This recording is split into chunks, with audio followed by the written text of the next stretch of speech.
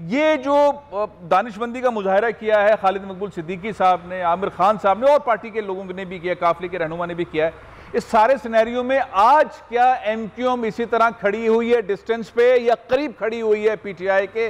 इस वक्त स्टैंड है क्या मुत्तहिदा कौमी मूवमेंट का?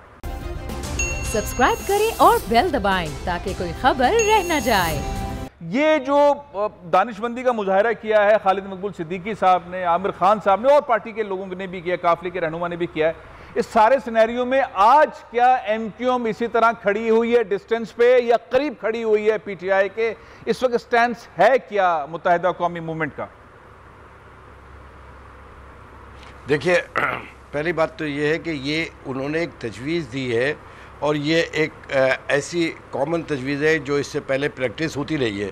मिसाल के तौर पे नवाज शरीफ के वक्त में खाकान अब्बासी को लाया गया था और उन्होंने अपना टर्म पूरा किया।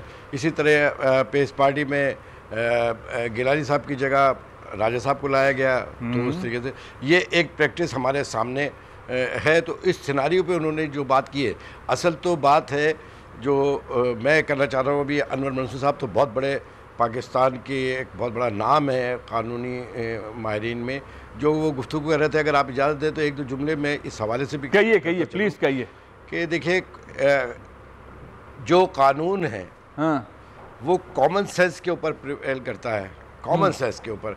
मिसाल के तौर पे एक जुर्म भी हुआ नहीं है और उस के ऊपर सज़ा का इतलाक़ आप एक हफ़्ते पहले से कर रहे हैं और फिर उस सज़ा को लीगलाइज करने के लिए जो आप ऑर्डिनेंस का सहारा लें या किसी चीज़ का भी सहारा लें या सुप्रीम कोर्ट चले जाएं, पहले आप जा रहे हैं, तो ये आपने वहाँ पे क्या आप कहेंगे?